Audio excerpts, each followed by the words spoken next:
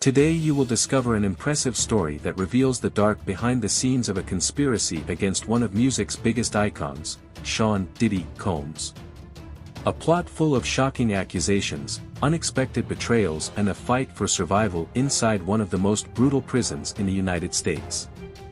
Before we continue, it is important to highlight that this is a completely fictional story, created for entertainment and reflection purposes. Although inspired by realistic situations and themes, all events, characters and situations are the result of imagination, and any similarity with reality is mere coincidence. Adjust the volume, leave your like and subscribe to the channel for more stories like this. Take a deep breath and prepare to delve into the darker side of justice. Let's get started. It was March 15, 2024 when Sean "Diddy" Combs saw his life turn upside down. The hip-hop mogul, known for his music and business empire, has been hit with serious allegations that have begun to dominate headlines. Allegations of sexual abuse, coercion and predatory behavior emerged, damaging his reputation and dividing public opinion. For many, it was difficult to imagine that one of music's greatest icons could be involved in such serious crimes, but for others, the reports only seemed to confirm old rumors. That morning, federal agents arrived at his mansion in Beverly Hills. The place, synonymous with luxury and power, was transformed into the scene of his public humiliation. Diddy's handcuffed exit, amid a hail of flashbulbs and screams from the press, was broadcast live by broadcasters around the world. The accusations were detailed and came from several victims, creating an atmosphere of condemnation even before any trial. After being transferred to New York, where the crimes allegedly occurred, Diddy was held in temporary custody pending his legal fate. On March 22, 2024, he was officially taken to Blackstone Prison, a maximum security facility known for housing some of the state's most dangerous criminals. Blackstone was much more than an ordinary prison, it was a spirit-breaking machine, a place where the rules of the outside world didn't apply. Upon getting off the escorted transport, Diddy realized how much his fame preceded him. In the prison corridors, whispers and laughter were mixed with direct insults. "Look who's here. The star has fallen," shouted one of the inmates, earning laughter from the others. Some inmates looked at him with disdain, while others seemed simply curious as to how such an influential figure had ended up there. The smell of sweat, mold and rusty metal permeated the air, increasing the feeling of suffocation. Taken to Block D, Diddy was placed in cell 17, known for being one of the most chaotic and dangerous areas of the prison. He was introduced to his new cellmates, Thomas Reeve, a former banker convicted of $1 million fraud scheme, and Hector Morales, a drug veteran with tattoos that told a story of violence and power. They both watched Diddy with wary eyes, but didn't say much at that moment. That night, as he tried to adjust to the cold, uncomfortable metal bed, Diddy was flooded with thoughts. How did he get there? Who was behind the accusations that emerged so suddenly? The speed with which his life fell apart seemed more than a coincidence, and he couldn't shake the feeling that someone was manipulating everything behind the scenes. His thoughts were interrupted by the sounds of the prison, distant screams, footsteps echoing in the hallways, and the occasional sound of a fight that no one seemed in a hurry to break up. The next morning, the reality of Blackstone began to fully reveal itself. In the cafeteria, as he tried to eat in silence, he realized that all eyes were on him. Whispers and malicious glances followed his every move. In the courtyard, groups of prisoners watched him from afar, murmuring among themselves. Some laughed, while others maintained grim expressions, as if they had already decided that he wouldn't last long.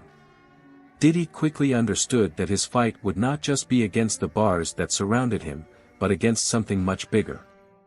He needed to find out who was behind it all, and, more importantly, how to survive in a place where his fame meant little and his downfall meant everything.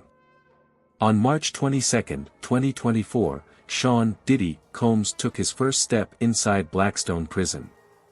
The environment was suffocating. Tall concrete walls surrounded the site, topped with rusty barbed wire. The sound of metal doors closing echoed through the narrow corridors, where the smell of mold, sweat and cheap disinfectant mixed with the damp air. Blackstone's reputation preceded it, a prison known for its internal chaos, where guards were mere spectators and the rules were dictated by the most powerful inmates. As soon as Diddy walked through the gates, he realized his presence was already known. The other prisoners, many of them crowded in the central courtyard, stopped what they were doing and watched him closely. Whispers began to echo through the hallways. "The tycoon has arrived. Let's see how long it lasts." One of the inmates yelled, "Hey, Diddy, do you want autographs in here too?" Others laughed, and the sound reverberated like a warning. The guards escorting him did nothing to silence the insults. In fact, they seemed to enjoy the scene. Diddy was taken to Block D, known as the Resistance Block, where the most influential and violent inmates maintained control. There, he was assigned to cell 17. The space was small, with peeling walls and a constant smell of damp. The metal bed was rusty, and the thin mattress looked more like a piece of worn-out foam. The bathroom was just a hole in the floor, with a small water pipe that continually leaked, creating a slippery puddle in the corner. His cellmates were intimidating figures. Thomas Reeve, a thin, tall man with carefully combed gray hair, was a former banker convicted of a billion-dollar financial fraud that ruined thousands of families. His gaze was cold and calculating, as if he was analyzing Diddy's every move. The other, Hector Morales, was short, muscular and covered in tattoos that told of his long history of crimes. He had a silent but intimidating presence, and seemed to measure Diddy with a mix of curiosity and contempt. That first night, Diddy tried to sleep, but the constant sound of shouting, heavy footsteps and muffled conversations in the hallways made it impossible to rest. As he stared at the concrete ceiling, he felt the stares of his cellmates. Hector, lying in the next bed, didn't take his eyes off him, as if he knew something that Diddy didn't yet understand. The first confrontation occurred the very next day, March 23rd.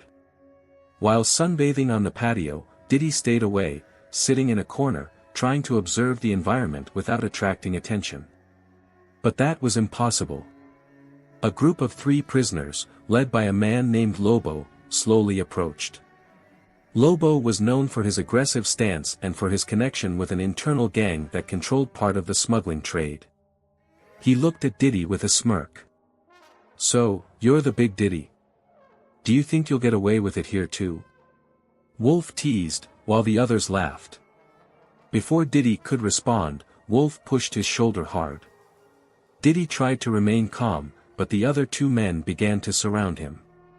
The situation escalated quickly. Wolf knocked him to the ground with a blow to the chest, while the others kicked him in the ribs. The attack was brutal but brief, interrupted by one of the guards who was standing far away and shouting just to keep up appearances. When the group dispersed, Diddy slowly stood up, sore and panting, his clothes covered in dust. He realized that no one there cared about what happened, not the guards, not the other prisoners. Back in his cell that night, Hector finally broke the silence. "You won't last a week here if you don't understand how things work." His voice was deep and direct. Thomas, who had remained quiet until then, added with an ironic smile, "The first lesson. Don't trust anyone. Not even in us." Diddy realized that, in addition to fighting to clear his name, he would need to learn to survive in a place where his fame was worthless and where every step could be his last. On March 24, 2024, Sean "Diddy" Combs began to realize that his battle in Blackstone would be much bigger than just surviving the daily taunts and attacks. Not only did he face hostile looks and nasty whispers from the other inmates, but also the growing sense that something bigger was at stake. With every step, he felt as if everyone around him knew something that he hadn't yet discovered. The first evidence of this emerged during breakfast in the cafeteria. As Diddy tried to eat in silence, he noticed a group of inmates in the opposite corner, laughing and whispering while casting discreet glances in his direction. Among them was Lobo, the man who had attacked him in the courtyard days before. This time, however, the mockery seemed more planned, as if there was something behind it. While sunbathing that afternoon, Hector, his cellmate, finally came over to talk. He took Diddy to a more secluded corner of the yard, where the other inmates seemed hesitant to approach. "Do you think you're here by chance?" Hector asked, with a tone that sounded more like a tease than a question. Diddy tried to stand his ground, but it was impossible to ignore the nervousness he felt. "I don't know what you're talking about," he replied, trying to hide his concern. Hector continued, "In here, no one comes without a purpose. Someone out there pulled the strings for you to be here, and I bet it's not for you to serve a quiet sentence. Blackstone is where problems get resolved, and people disappear." The conversation left Diddy uneasy. He knew that the circumstances of his arrest had been too quick, almost calculated, but he had no idea who could be behind it. The next day, March 25th, an unexpected clue emerged. When he returned to his cell after lunch, Diddy found a note thrown on his bed. The message, written hastily in crooked letters, read, "They know what you did, but they also know what you didn't do. Look for Ramirez." The name wasn't familiar, but it was clear that whoever had left that note knew more than Diddy. Ramirez, as he soon discovered, was a former police officer who had been arrested for treason and was being held in Block E, an isolated area of the prison. Reaching him would be difficult, but Hector, with his mastery of prison routines, offered to help, for a price. He asked Diddy to deliver a package of contraband to another inmate in C Block, an act that was not only risky but put him in debt to Hector. Diddy was reluctant, but he knew he had no choice. On March 26, after fulfilling his end of the bargain, Diddy was taken to E Block to meet Ramirez. The man was thin and worn-looking, with eyes that seemed to carry the weight of too many secrets. "You're the famous Diddy," Ramirez began, not hiding his sarcasm. "It seems like your fame doesn't mean much here, does it?" Diddy kept his cool, but it was clear that Ramirez knew more than he was letting on. Ramirez revealed that Diddy was the victim of a carefully planned conspiracy. According to him, Victor Kane, a former business partner of Diddy, had masterminded everything. Kane, who had lost millions because of Diddy's past business decisions, was known for his thirst for revenge and his connections in both the corporate world and the prison system.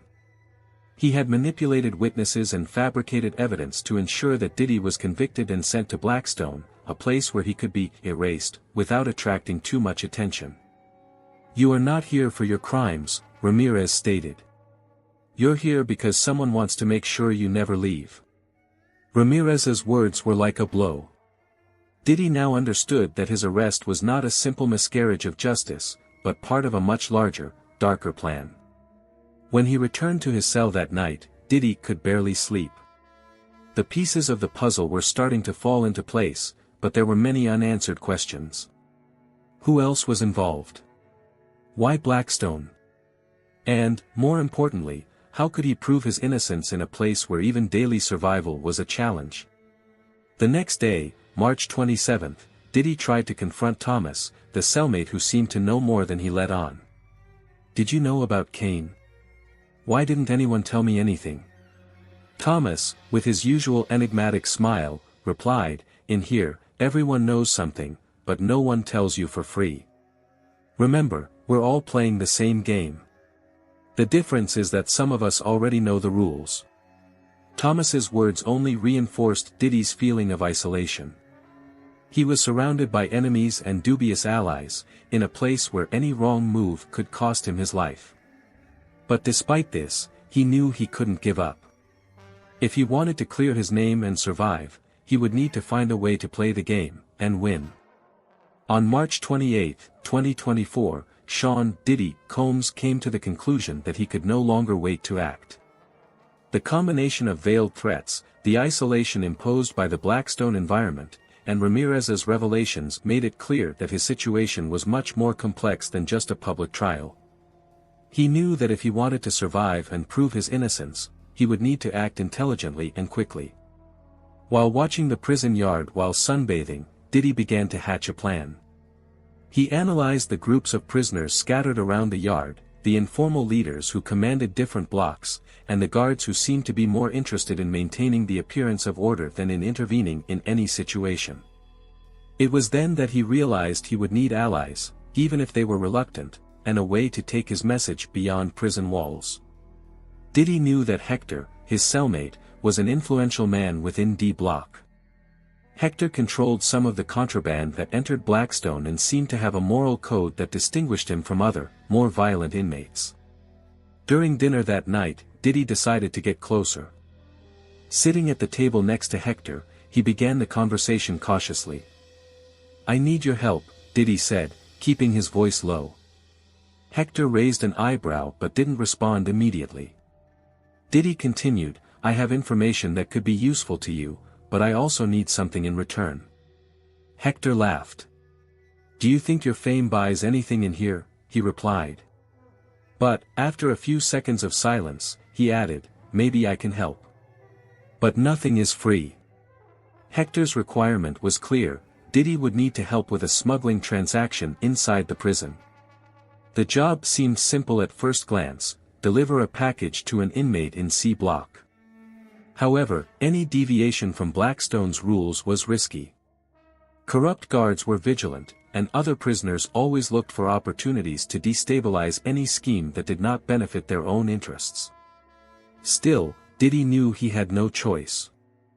On March 29, Diddy delivered.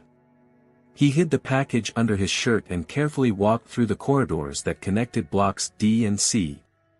The environment was oppressive, with walls marked by graffiti and the constant sound of voices echoing in the distance. When he arrived at Block C, he found Elias, the prisoner for whom the package was intended. Elias, a burly man with a scar running across his face, took the item without saying a word and gave a slight nod. Diddy returned to his cell feeling the weight of his decision. He had crossed a line he never imagined crossing, but he needed to believe the risk would be worth it. That same night, Hector fulfilled his end of the bargain. He gave Diddy a smuggled cell phone, a very valuable item inside the prison. Diddy knew that would be his most powerful weapon. Locked in his cell, he began recording a video.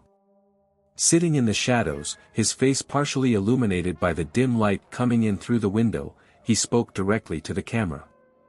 Diddy explained in detail how Victor Kane, his former business partner, had fabricated evidence against him and used his influence to manipulate him into Blackstone. He spoke out about the corrupt system that allowed powerful figures to destroy lives with impunity, and asked the public for help in exposing the truth. His words were sincere, but charged with urgency. He knew that video needed to get out of prison if he wanted to have any chance of turning the tide. The next challenge was finding a way to get the video out of Blackstone. Over the next few days, Diddy began observing the guards' behavior, looking for anyone who could be convinced to cooperate. His attention turned to Sergeant Blake, a man who seemed frustrated and disillusioned with his job. Blake wasn't like the other guards. He didn't laugh at the taunts directed at Diddy and seemed to avoid the gang leaders who controlled parts of the prison. On April 1, 2024, Diddy approached Blake in the D Block hallway. "I know you need money," he said firmly. "And I can help. But in return, you need to do something for me." Blake initially laughed, but his expression changed upon hearing the details of the proposal. Diddy promised that his outside connections could transfer a significant amount of money to Blake's offshore account if he sent the video out of prison. After a few minutes of hesitation, Blake agreed. He knew he was risking his career and his freedom, but he also knew he didn't have much to lose. On April 3, the video was given to Blake, who promised to send it to a trusted contact outside of prison. But the victory was short-lived. That same morning, Hector woke Diddy up with a serious expression. "We have problems," he said. "Thomas found out what you did." Thomas, Diddy's cellmate, had sold the information to Lobo, who now knew of Diddy's plan and was determined to stop him. Lobo, who controlled some of the internal trafficking, saw Diddy as a threat to the balance of power at Blackstone. On the night of April 4, Hector organized a riot in D Block to create a distraction while Diddy dealt with Lobo. Chaos took over the prison. Inmates attacked guards, fires started in the corridors and screams echoed throughout the complex. During the confusion, Diddy was confronted by Lobo in the main courtyard. The fight was brutal. Wolf, armed with a sharp piece of metal, attacked with ferocity, but Diddy, driven by desperation, managed to defend himself. The fight ended with Lobo unconscious on the ground, while a seriously injured Diddy managed to escape the scene. While chaos still reigned at Blackstone, Hector assured Diddy that the video had been sent successfully. "You survived the first round, but this is far from over," Hector said before disappearing into the crowd of inmates still fighting the guards. Diddy knew this was just the beginning. He was still trapped, but now he had a chance. The outside world would receive his message, and the pieces of the game would begin to change. On the morning of April 5, 2024, Blackstone Prison was still in chaos. The guards, who spent the night trying to contain the revolt, were exhausted, and the prisoners, divided between those who sought revenge and those who just wanted to survive, wandered through the courtyard and the destroyed corridors. At the center of it all, Sean "Diddy" Combs knew this was a pivotal moment. His message had been sent, but the danger was far from over. The confrontation with Lobo had left deep marks. Diddy, with a wound on his arm and bruises all over his body, isolated himself in a corner of Block D, while Hector tried to gather what was left of his allies. "You did your part," Hector said, approaching Diddy with a grim expression. "But now it's their turn to react." He was referring to Victor Kane and his accomplices, who would certainly not stand by after the video was released. At noon, Diddy heard the guards being hurriedly called over the intercom. Something was happening outside the prison. Within minutes, a helicopter was flying over Blackstone, and the sound of approaching vehicles was audible even from the yard. Diddy knew the video had had an effect.